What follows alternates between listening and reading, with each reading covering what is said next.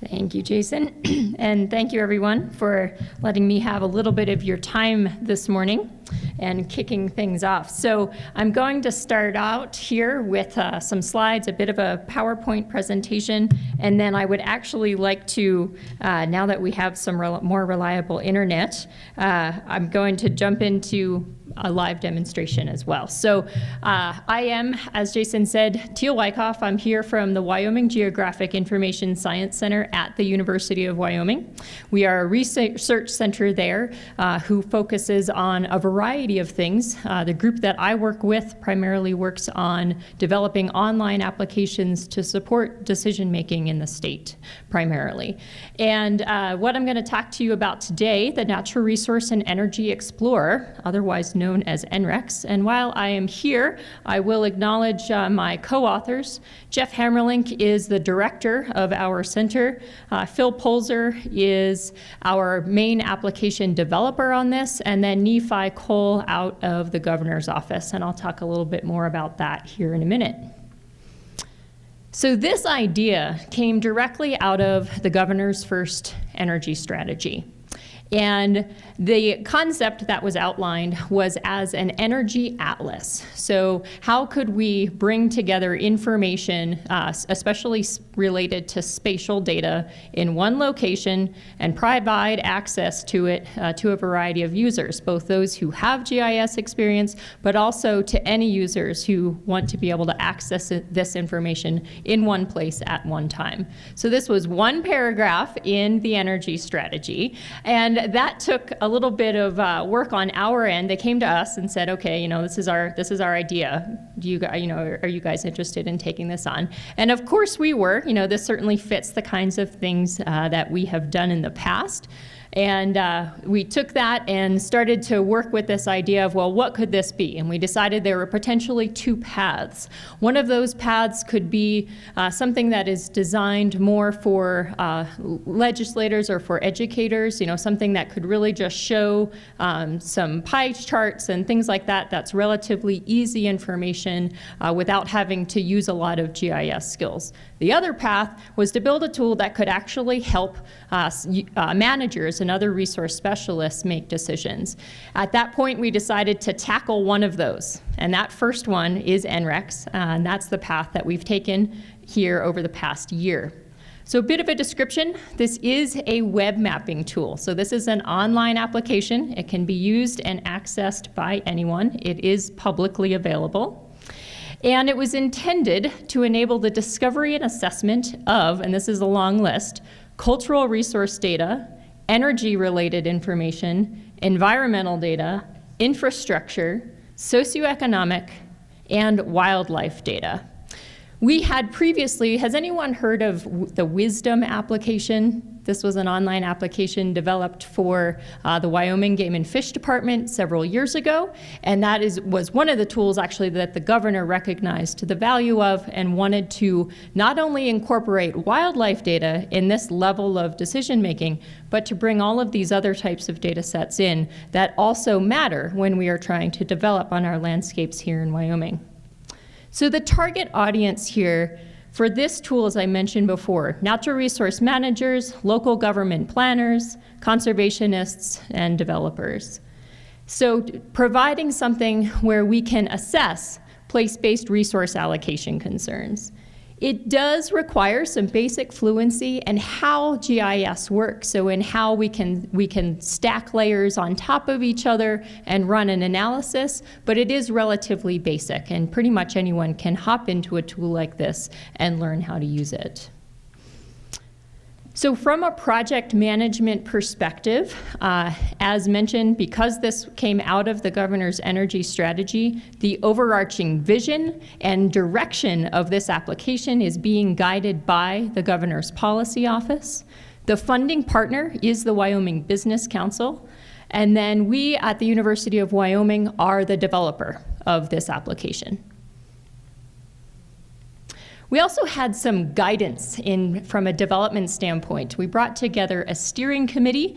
Their role was to help provide guidance on the design, implementation, access, what were our data sharing policies going to be, and a bit of the outreach and education. And actually, that's why I am here today. You guys are some of my first audience. We've been going around in small groups and talking to folks. This tool has actually not been released yet, but we expect it to be so here in the next couple of weeks. So this is definitely hot off the presses. We also have a group of data partners. These, of course, are critical to designing something that incorporates spatial data in Wyoming. This group encompasses a variety of state agencies, some federal agency representation, and some other groups around the state. So without data, of course, an application like this doesn't mean a thing. We also brought together an end user group, and this was really the first time that we, from a development standpoint, had been able to bring together a group of about a dozen people, and we decided to try something new. We had them involved every 2 weeks throughout the entire development process. We handpicked these folks because we wanted to have people who did not have prior GIS experience, geographic information systems, but we did want folks who needed to be able to look at these data and use them to do some initial assessment types of work. They were definitely critical in the development of this, and I'll point out some of that when I do the demonstration. You know, these folks were the ones that we wanted to tell us, you know, what do you want to see in a tool like this? And some of those folks actually are part of the organizations that you guys are a part of here. So we really appreciate the role, the volunteer role that they played. So from a timeline perspective, relatively short. As you know, First Energy Strategy came out in autumn 2013. The concept and development of this project was finally put together, and we were able to start in September 2014. And then final development phase was just this past few months, December 2015. We anticipate that this will be released with the governor's second energy strategy here sometime potentially by the end of the month or perhaps in early March. So we're really just waiting in the wings for that. That being said, this was a big undertaking. You know, you saw that list of all of the types of data that we would be incorporating into a tool like this. And because of that, you know, as soon as we start going to a variety of folks, everyone has ideas of how, you know, what we could do differently or what we could add. And so version 1.5 has already been scoped out, and we anticipate that this thing will be kind of a living, breathing, continue to grow type of application. So this is only the beginning. This is only version 1.0, and we do expect that it will continue to grow. So one of the questions that comes up relatively frequently, although less so these days, is in regards to data sensitivity. And so I'll address that here briefly with a few comments. First off, we have some data sensitivity rolled into this from a data provider perspective. Now, as I mentioned, this is a public application. It is, however, not regulatory in any way. It is intended to be that initial look or first assessment. That being said, because it's public, you know, we need to handle certain data sets in here in a sensitive manner. And a few ways that we do that. First off, all of the data that are in here are either publicly available, or if they are not readily publicly available, they're rolled up to either course aggregations. So some data I will show you is rolled up to township or section. And then also scale dependency. You know, we can set so that you could perhaps see a layer turned on out of the state, but then it'll turn off as soon as you zoom in, so you can actually see that down in the details. The real take-home message here is that data sensitivity methods are driven by the data provider. So whereas we are the developer and we're here to certainly implement this kind of thing, it really is up to the agency in question for how they want their data to be displayed in a public application. So all of this is really in their hands and has been a partnership in making this happen.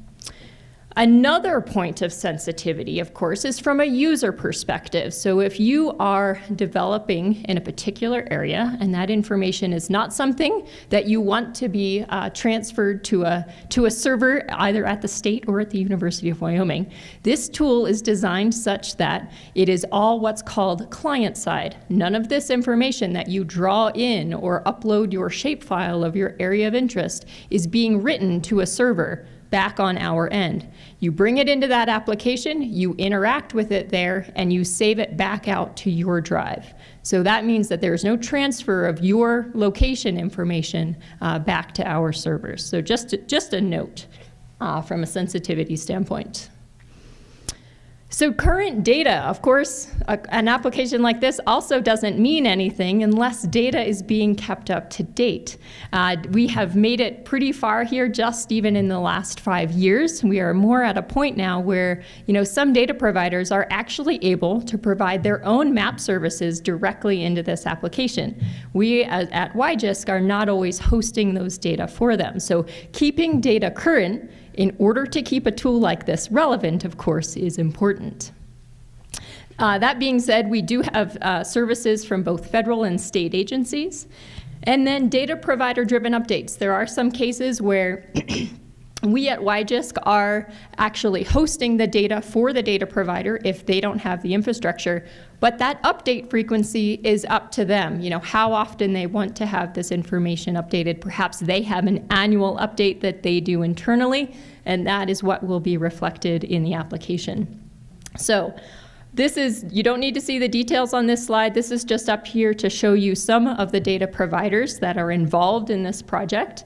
And then also to point out a few of the different data share types. I'm sure you guys in the back of the room can't see this detail, but I'll just mention the one level of data sharing is national level publicly available map services. So this is where, let's say, the USGS has hydrologic data for the entire US, and they are updating that on a regular basis. That service we are pulling in directly. So rather than us downloading data and then reserving it ourselves, we are pulling in directly from them. So that is one way in which we can ensure that these data are being kept up to date.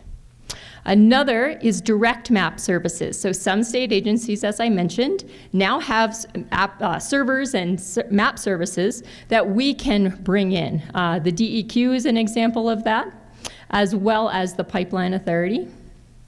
Another example of data sharing is what I call a passive data share. So this is where an agency is not ready to or quite involved to the point where they actually want to share data for the purposes of this application. But that information is public and is something that they are willing to let us take. We can massage that data and turn around and serve it in this application. Another version is what we call an application link. So there are some other map applications out there that can take a spatial location from our application and open up that one, and I can demonstrate this later, and show information from there. So rather than reinventing the wheel in some cases, we are working instead to try to link these applications spatially. One example of that would be the Water Resources Data Center. They have a new map application out. So a lot of water-related data, and rather than duplicating that information here, we can simply link to what they have available and what they are maintaining. Another example is a direct data share. The SHPO is an example of this, actually, as well as what I'll talk about here in a second. So this is where an agency does not have the infrastructure to share it. We can take that data in, however, and use it. They can provide that information in the format in which we can pull it in. So that's going to bring me to talking just real briefly about the Wyoming transmission line infrastructure data set. This is another project that was completed at WYGISC. We were contracted, the University of Wyoming was contracted by WIA to complete this work. This was kind of a interesting, massive undertaking to try to develop a first picture of infrastructure for transmission across the state of Wyoming. So this is a map of, just a simple map of what that looks like, 115 and up to, 365, 345. And it was developed through folks sitting in front of computers with aerial imagery up on their computer screen and then digitizing and drawing in every transmission line, tower, and substation. So quite a bit of information is now available. Now, I think we're still working out the details here in terms of how much of that information will actually be available in this public application, but this is an example of the type of data. And I just wanted to mention that here briefly since it's relevant to this particular meeting. So just a few more details about that. There are 305 individual transmission lines, about 6,000 miles of transmission lines attributed by voltage. The individual lines are measured based on substation to substation lengths. That's where that number came from. About 45,000 towers. They also have a generalized tower type associated with them, and about 175 substations. So quite an interesting data set that is hot off the presses for WIA. So I just wanted to mention that while I was here. So back to NREX, there are, of course, challenges when trying to bring together and work with, I think we have about 25 different data partners, 25 different agencies. Bringing folks together, getting everyone to be willing to contribute and contribute information in different ways can always be a challenge, as well as a variety of other things, which I'll just mention briefly here. That acceptance of those data stewardship roles can be a challenge. Agreeing to provide map services directly, this can be tough sometimes to, have data that can be publicly available and then agree to keep that service up, as close to 24/7 as possible so that it can be used in an application like this. QA, QC, how do we keep this stuff up to date? Ensuring that security, right? So we do have some sensitive information in here, and we need to make sure that we maintain that data sensitivity measures in here. To some extent, there are software compatibility issues, right? This is getting better and better these days. We now can develop cross-platform for a lot of stuff, but there's always, technology is changing every day. And so developing so that we can meet that and make sure that we can work on everyone's device, whether that device is 10 years old or, they just got it yesterday, can be an interesting challenge. And then I would say, the biggest challenge with something like this, of course, is the long-term support. If we build a tool like this, then we also need to make sure that we have the folks on board who see the value in it and want to keep something like this going. And with that, okay, I'm going to try to do a quick transition here and actually hop online if we can. If not, I have slides and I'll come back to those instead. But let's just give this a try and see if we have internet. And actually, I think we might. So thank you, Mike, for that. So this is the map application itself. This will be a little bit fuzzy to see on the screen, so we will try to do this from here. So there is also a website associated with this. This is the map application itself.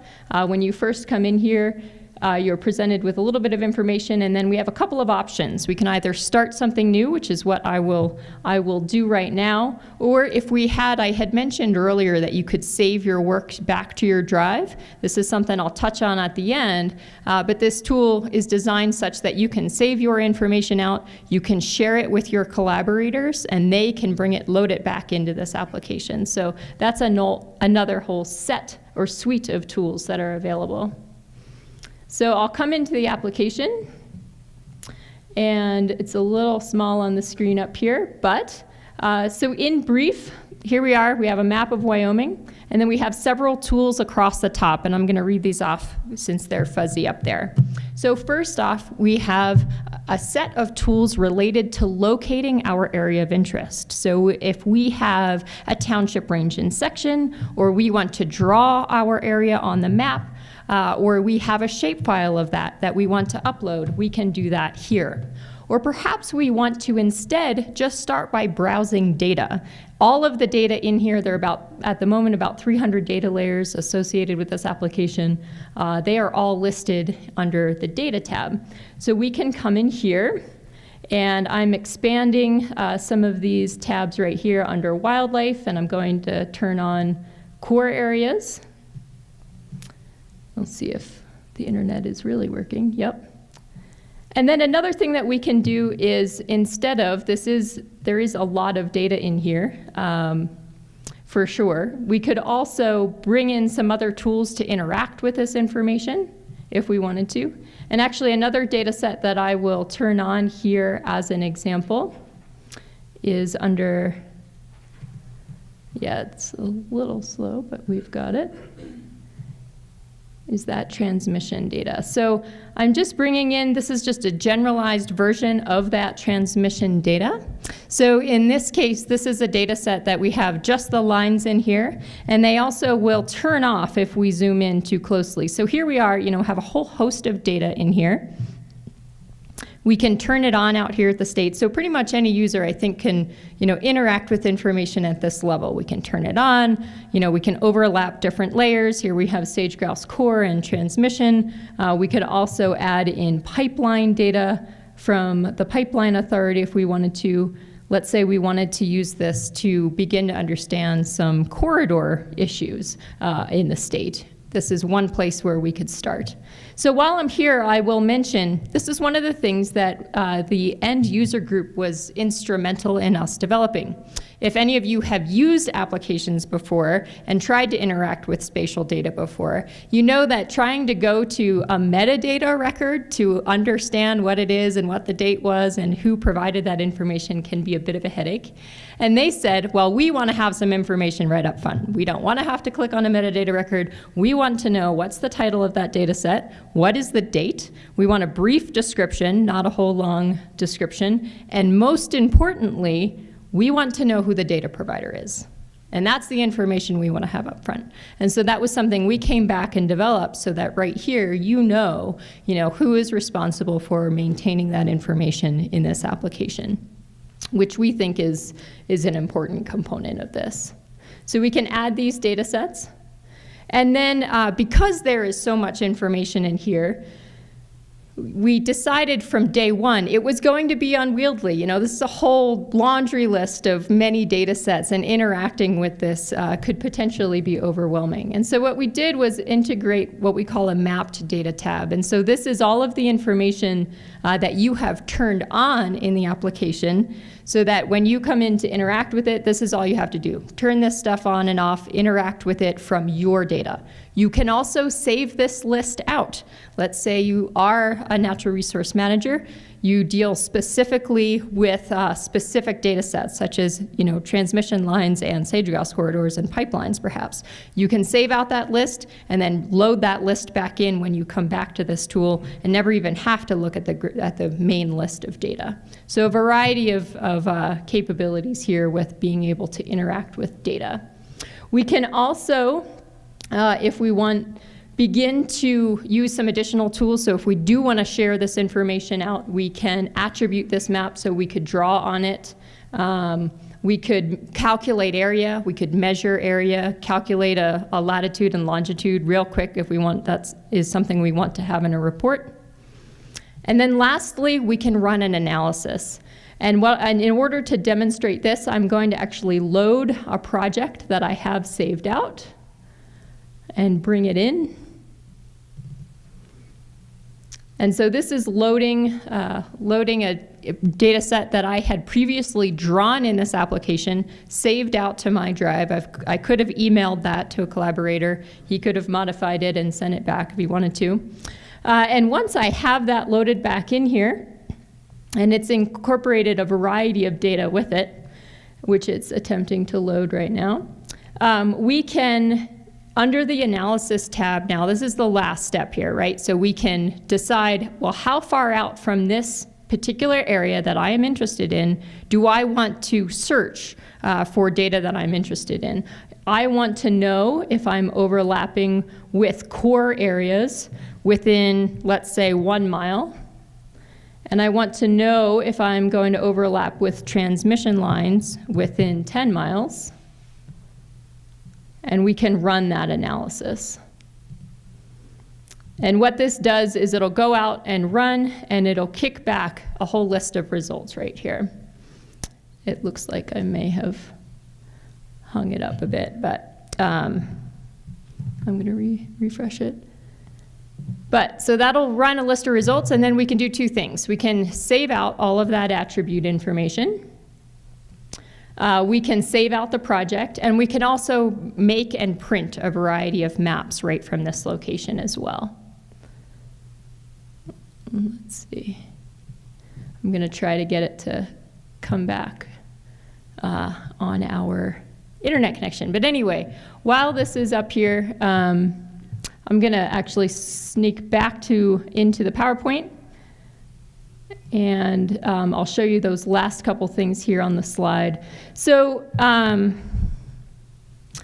of those last components, being able to set a buffer, select your area of interest, and then save out that information. You can kick it out to a text document or to an Excel file if this is numbers that you want to manipulate and then include in your report later. So we can save that information out to that text document. We can print out maps. We can save out that project. And then we have attributes associated with each one of these data sets in here. So everything from cultural resource related data, the infrastructure data sets that I showed you before, the sage-grouse core areas, kind of a whole host of information that if you are developing in a particular area and you want to understand, well, who do we need to talk to next? What kind of stuff are we overlapping with? This is where you can do that. And then you can come back in, upload that information back into the application. And then with that, I will wrap up. So from a contact standpoint, we are available at nrex.wyo.gov. So this application is under what we call a soft release phase right now. So it is out, it is open to the public. It does require registration, so we do ask that you register for the application in order to use it. This is for two purposes. One, so that if we need to communicate with our users, about updates or something like that, we can do that. But also so that we can get a sense of who is using this application. From a future funding standpoint, we do want to have some understanding of who is using it. And then contacts Nephi Cole in the governor's office is the main contact, and then Jeff Hammerlink, the director of WYGISC, and then myself at WYGISC as well. I would be more than happy to help and talk to anyone regarding information about this application. So with that, I would be happy to take questions.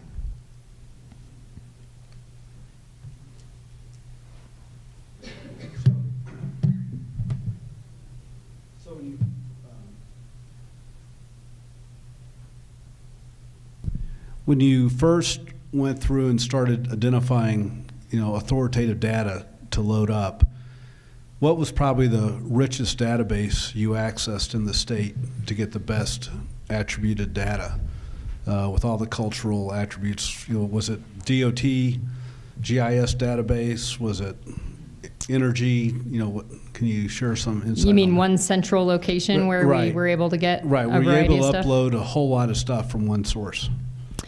I would say not from one source.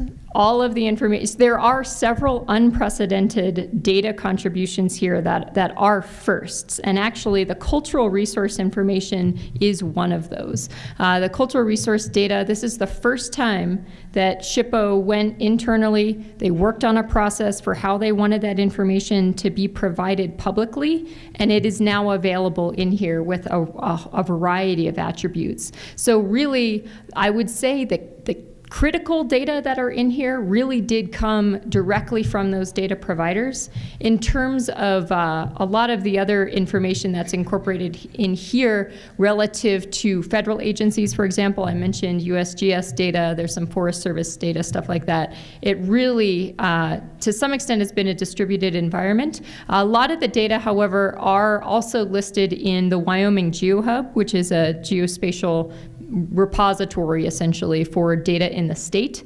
We also host that, and that is something that is developing in conjunction with this application. So, in future, we hope that the ties between those two will be even stronger than they are now. Has there been any talk about merging this with a Google Earth type of application? Google Earth, for what reason, just out of curiosity? In order to make it easier to use? Correct. Yeah. So at this moment, no, but I would say that may be a future step. I had mentioned early on how there were a couple of paths that we anticipated taking. One would be more of this tool that is relatively in-depth, that is intended for resource managers on the ground, and another tool, that would be a little bit more straightforward. Yes, that is actually still in the works and still a future plan. Yeah. Any other? Yes. Your transmission sage grouse is right up my alley, so that was very exciting to see. Is there any interest in also placing future and potential transmission lines so we can correlate? I would say that is absolutely a possibility, and it's up to this group, as a matter of fact. And actually, I should mention that while I'm up here, being that this is a living, breathing thing that we anticipate growing in future, the biggest thing that I see growing is the data. It already has a lot in it, but I already anticipate it growing. So if any of you have thoughts or ideas or things that you think would be appropriate to have in a tool like this, I am all ears and would certainly like to talk about it. Of course, within limits, the data have to exist somewhere so that we can incorporate them, and that can also be an interesting question. So yeah, I'd love to talk to you about it. Yeah. There's I don't know if you've spoken to the Western Electricity Working Council in Salt Lake.